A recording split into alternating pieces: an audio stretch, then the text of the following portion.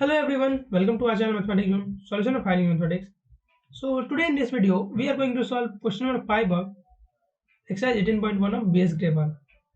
So this topic is related to the application of partial differential equation, and previously we have solved 4 questions already.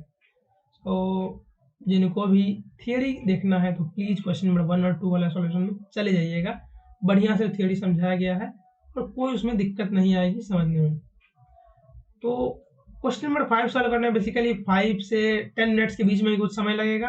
तो कुर्सी की पेटी आप लोग बांध लीजिए क्योंकि आपके 7 मार्क्स फिक्स होने वाले इसमें एंड सेमेस्टर एग्जाम में।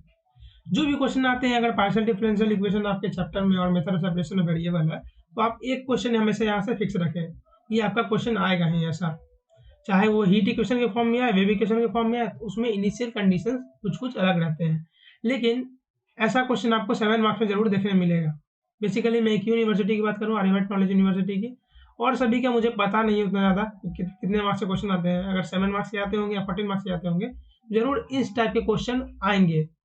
क्वेश्चन नंबर 5 हुआ, क्वेश्चन नंबर 6 हुआ, ये सब बहुत ही इंटरेस्टिंग क्वेश्चन सब है। तो आज एक कुछ नया कंसेप्ट सीखने वाले हैं, एक पर्टिकुलर सॉल्यूशन के रिलेटेड। तो प्लीज वीडियो को एंड तक बने रहिएगा ताकि उस कंसेप्ट का जो एप्लीकेशन है क्वेश्चन में वो कैसे होता है वो हम लोग अच्छे से समझ पाए।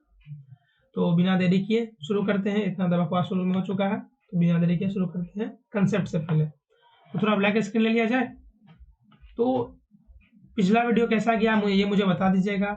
अगर आपको इससे रिलेटेड पीडीएफ चाहिए तो टेलीग्राम को ज्वाइन कर लीजिएगा। जिन्होंने ज्वाइन किया वो सोच रहे होंगे कि सर अभी तक वीडियो का पीडीएफ नहीं आया है, सही नहीं आया अभी तक, ठीक है, अभी तक तो नहीं आया है, लेकिन जब ये 18.1 आपका कंप्लीट हो जाएगा तब सब एक ही साथ अपलोड कर दिया जाएगा, क्योंकि बार बार अपलोड करने में फिर टाइम ज़्यादा लगता है और आपको खोजने में भी टाइम ज़्यादा लगेगा। क्लियर। कंसेप्ट की बात मैं कर रहा था। देखो कंसेप्ट जो है यहाँ पर हमारे पास, अगर आपके पर्टिकुलर सॉल्यूशन में जैसे यू एक्स कॉमा जीरो दिया हुआ है sorry you x comma zero दिया हुआ है, अगर आपका एक टर्म दिया हुआ है टू द पावर 3x, ये एक टर्म दिया हुआ है, तो इसमें आपका सॉल्यूशन जो होगा एक पार्ट में ही आएगा आंसर। क्लियर है। अगर पर्टिकुलर सॉल्यूशन जो आएगा सिर्फ एक पार्ट में ही आएगा, which is carrying one part. अभी आपको ये समझने में थोड़ा दिक्कत होगा। जैसे क्वेश्चन में आप 4 दे सकते हैं, जो 2 पार्ट में उसका सॉल्यूशन था u1 प्लस u2, तो उसको आप अच्छे समझ सकेंगे। और मान लो आपका कोई कंडीशन दिया गया ux comma zero equal to e to the power 3x plus 1 या प्लस 2, जो भी दिया गया है, कोई कांस्टेंट क्वांटिटी दिया गया है, तो इसके सॉल्यूशन में ये 2 टर्म आएंगे, हमेशा प्लस के टर्म में आएंगे। तो हमेशा इसके लिए सेपरेटली सॉल्व करना है और इसके लिए हमें क्या करना है, सेपरेटली सॉल्व करना है। दोनों के लिए हम लोग को अलग अलग सिचुएशन में सॉल्व करना है। अलग अलग सी की वैल्यू निकलेगी, अलग अलग टी की वैल्यू निकलेगी, जो भी आपका कांस्टेंट रहेंगे, और उसी के हिसाब से इसका सॉल्यूशन होगा। यही है बेसिक कंसेप्ट हमारा। ये अगर आपका 2 से 3 टर्म जितने भी टर्म है, तो उसका सॉल्यूशन उतने ही टर्म में फिर हमें लिखना होगा। क्लियर होगी बातें यहाँ तक। इस कंसेप्ट के एप्लीकेशन हम लोग यहाँ करने वाले हैं। ये बेसिक आसान क्वेश्चन है, इसमें ज़्यादा दिक्कत नहीं है। जब 6 नंबर क्वेश्चन हम लोग करेंगे तो उस पर आप लोग बहुत ज़्यादा ध्यान दीजिएगा, क्योंकि वो क्वेश्चन बेसिकली 14 मार्क्स में पूछने वाला है। ठीक है, बहुत ज़्यादा लंबा क्वेश्चन भी नहीं है, लेकिन अच्छा कंसेप्चुअल क्वेश्चन है। आपको हर कंसेप्ट से क्वेश्चन पूछ सकता है उसमें। ठीक है, बहुत सारे कंसेप्ट उसमें लगा हुआ है, और आप समझ जाएंगे उन कंसेप्टों को तो बहुत ही अच्छे से और आसानी से उन क्वेश्चनों को सॉल्व कर लेंगे। तो हर क्वेश्चन के बाद ही इस क्वेश्चन में भी वही काम करना है जो हम लोग क्वेश्चन 1 से करते आए हैं। जिनको भी नहीं पता क्वेश्चन 1 में हमने क्या किया था, प्लीज जाके देखिएगा वहाँ पर कि 1 में हम लोगों ने क्या सॉल्व किया था, कैसे सॉल्व किया था, क्या क्या स्टेप लिए थे। मैंने 5 में स्टेप स्किप किए हैं क्योंकि हर क्वेश्चन की रिक्वायरमेंट कुछ अलग थी, इसीलिए मैंने स्टेप थोड़ा स्किप कर दिया। क्लियर है। तो यहाँ हम मानेंगे let U equal to X Y, del U by del X लिखेंगे, del U by del Y लिखेंगे। क्लियर है कहानी।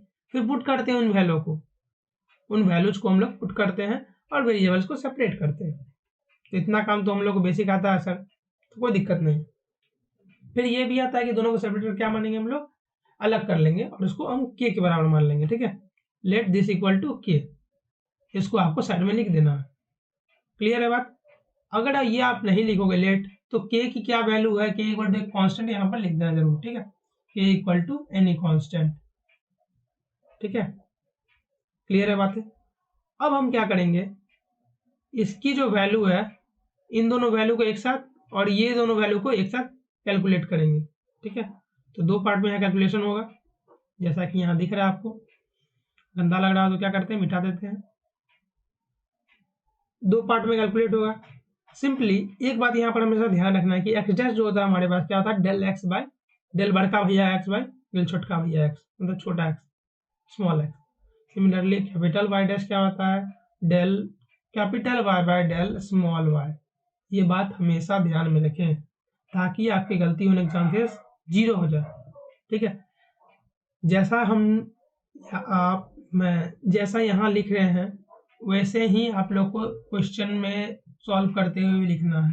और क्वेश्चन किसी का इस टाइप का आता है तो क्वेश्चन सॉल्व करते हुए ऐसे लिखना है ताकि जो आपका y है, कैपिटल वाई स्मॉल वाई, वो सब डिफ्रेंशिएट कर पाए आप कि दोनों अलग अलग चीजें हैं, एक चीज नहीं है। यहाँ जो x है वो फंक्शन ऑफ x है और y जो कैपिटल वाई जो फंक्शन ऑफ y है, ठीक है। तो ये छोटा x के बराबर नहीं हो सकता है, तो इसीलिए इसका इंटीग्रेशन भी अलग होगा। डिटेल इसमें समझाया नहीं जा सकता इतना ज़्यादा, ठीक है। पिछली वीडियो में अच्छे डिटेल समझा गया है 1 और 2 वाले में, तो वहाँ जाकर प्लीज़ आप कंसर्न करें और देखिए उसको कि कैसे क्या हो रहा है। कैसे क्या हो रहा है तो बोल देते हैं सर आप, लेकिन हमको समझ में नहीं आता है। तो जिसके साथ जो टर्म रहेगा वही इंटीग्रेट है, जैसे कैपिटल वाई है तो कैपिटल वाई के साथ कैपिटल वाई इंटीग्रेट होगा। क्लियर है। अब चलते हैं इंटीग्रेशन की ओर बिना किसी देरी के। इंटीग्रेशन करने के बाद हमारे पास बनता है क्या, ये वाला पार्ट। यहाँ तक किसी को सॉल्व करने में कोई डाउट नहीं आई होगी मुझे लग रहा है, जल्दी जल्दी मैं बोल दिया लेकिन कोई डाउट नहीं आया होगा। देखिए एक चीज आपको हमेशा कर लेना है क्या, कि जो कांस्टेंट सब है उसको आप लोग राइट हैंड साइड में शिफ्ट कर लीजिए, एलिन के साइड में मत कीजिएगा, ठीक है। लॉग के साइड में कृपया करके ना करें ताकि आपके कैलकुलेशन में ज़्यादा दिक्कत ना हो। अगर एग्जाम्पल लेते हैं, अगर मैं यहाँ पर 3 वाई कैपिटल एक्स और डेल कैपिटल एक्स करता इंटीग्रेट करता तो यहाँ पर क्या आया था सॉरी, तो एक्स क्यूब आया था और यहाँ पर मेरा फंक्शन आता के ऑफ एक्स। ये फंक्शन क्या था 1/3 हो जाता इस टाइप से। मान लेते हैं e पावर होता वही सिंपल, ठीक है, होता उसी तरह से, लेकिन हमको क्या ज़्यादा कैलकुलेशन करना पड़ता, लंबा भागना पड़ता। तो उससे बढ़िया आप क्या कीजिए, कांस्टेंट को एक साइड कर लीजिए, सेम चीज़ ही आएगा लेकिन कांस्टेंट को उस साइड कर लेंगे तो आपको यहाँ फार्मूला लगाने का ज़्यादा झमेला नहीं पड़ेगा।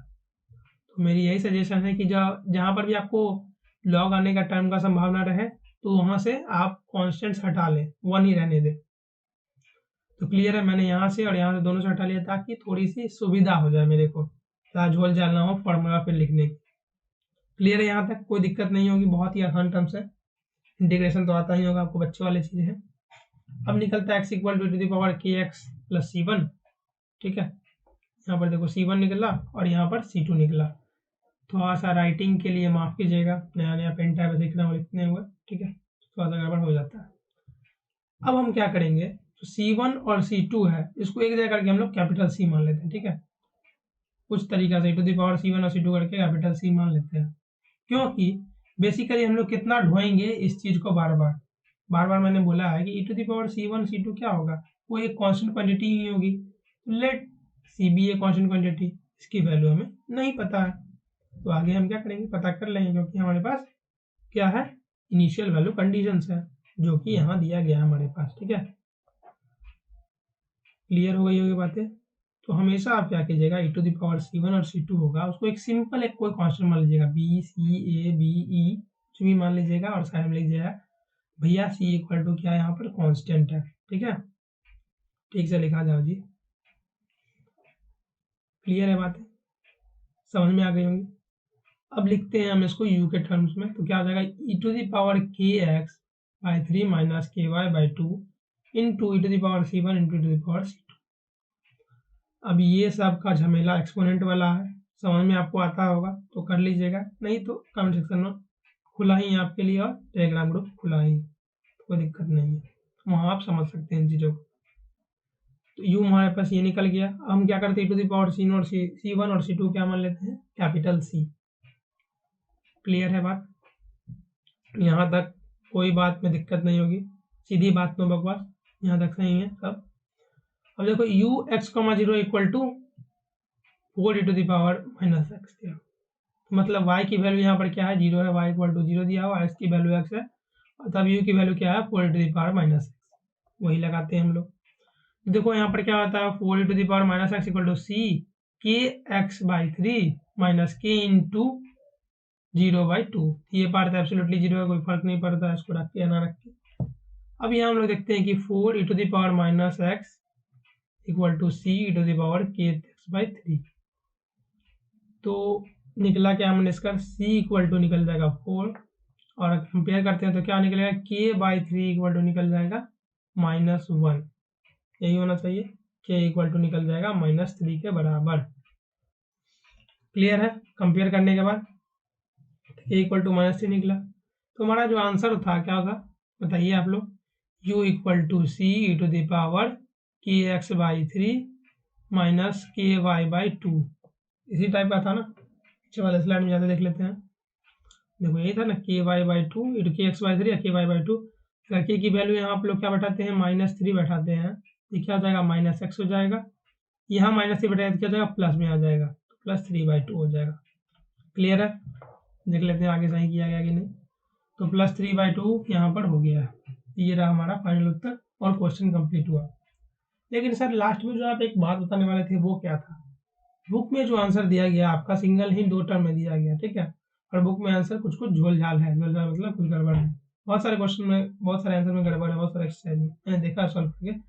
आप 13.2 उठा के देख लीजिएगा, बहुत सारे क्वेश्चन में भी गड़बड़ है और उसके आंसर रिलेटेड में भी गड़बड़ है। तो बुक पर ज़्यादा भरोसा ना करते हुए, अपने कॉन्फिडेंस को लूज ना करते हुए, आप लोग ध्यान दीजिए कि कंसेप्ट क्या है और सॉल्व कैसे होता है। अगर यहाँ पर एक टर्म है तो आपका रिलेटिवली हमेशा ही एक टर्म ही निकलेगा सॉल्यूशन में, ये बात आप जान लीजिए, यही आपका एक टर्म निकलता है। क्लियर है? 2 टर्म है तो 2 टर्म ही निकलेंगे, जैसा क्वेश्चन नंबर 4 में था। तो क्लियर है बातें? सिंपल बातें थी, कोई दिक्कत वाली बात नहीं थी।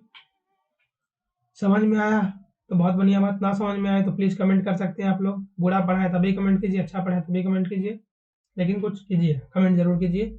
वीडियो अच्छा लगा लाइक जरूर कीजिएगा, बाकी अपना कर दीजिए और शेयर जरूर करना अपने दोस्तों से। PDF के लिए टेलीग्राम ग्रुप ज्वाइन कर सकते हैं।